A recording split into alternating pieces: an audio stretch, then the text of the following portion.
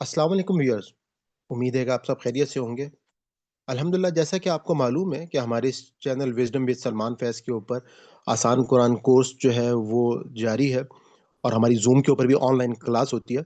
आज की जो वीडियो है हमारी बेसिकली हमारी जो हर फ्राइडे को ज़ूम की क्लास है, ये उसका हिस्सा है। अगर आप चाहें तो आप डायरेक्ट मैं डिस्क्रिप्शन में वीडियो का लिंक डाल दूँगा, जो आप प्रॉपर वीडियो देख सकते हैं। हो सकता है बीच में से आपको कुछ वॉइसेज़ जो हैं वो आ रही हों क्योंकि ये लाइव क्लास है, तो मैं उसके लिए माज़रत चाहता हूँ। मैं आपको ये भी बताता चलूँ कि हमारे इस चैनल के ऊपर आपको आसान कुरान ग्रामर की भी एक प्लेलिस्ट मिलेगी, उसके अलावा हमारे एक दर्स कुरान की प्लेलिस्ट मिलेगी, जिसमें वो लोग जिनके पास टाइम नहीं है इस कोर्स को करने का, तो वो खाली वहाँ से कुरान पाक की दर्स की वीडियोज़ देख सकते हैं। और उसके अलावा जो आसान कुरान कोर्स की प्लेलिस्ट है, उसमें आपको सूरा फ़ातिहा से तमाम लेक्चर्स मिलेंगे। तो आइए चलते हैं हम अपनी वीडियो की तरफ, जिससे हम अल्फाज़ की पहचान करेंगे।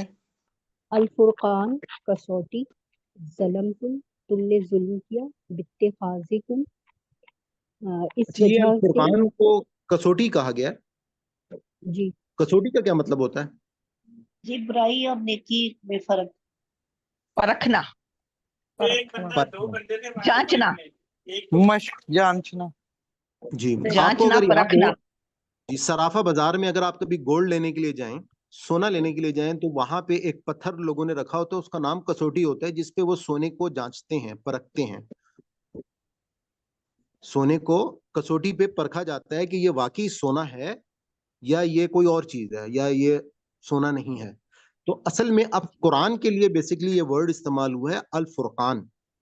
तो इसको कसौटी इसलिए कहा जाता है कि ये वो कुरान, ये वो कसौटी है जो हक और बातिल को परखती है कि हक क्या है और बातिल क्या है। इसलिए कुरान को अल फुरकान जो है वो कहा गया है कि ये हक और बातिल को परखने की कसौटी है। जिस वजह से जब तक आप कुरान पाक को समझ कर नहीं पढ़ेंगे, तो आप जो है वो अल फुरकान की मेराज पे नहीं पहुंच सकते। यानी कि समझ कर पढ़ेंगे तो आपको पता चलेगा कि हक क्या है और बातिल क्या है। यानी कि हमारे मैं आज एक पॉडकास्ट देख रहा था, तो उसमें एक जो थे वो एथियस्ट मौजूद थे और एक जो थे अहमदी मिर्जई खातून बैठी हुई थी, तो मैं उनकी बातें सुन रहा था। अच्छा, उनकी जो बातें थी और सारी चीजें सुनने का जो नटशेल था वो तो खैर घंटा डेढ़ की थी, लेकिन असल जो बात मैंने जो इसी अल फुरकान पे आ गई कि काश अगर हम कुरान पाक को, यानी कि बहुत सारे लोग जो दीन से इनहराफ कर रहे हैं, उसकी वजह क्या है कि वो कुरान पाक को अल फुरकान नहीं मान रहे।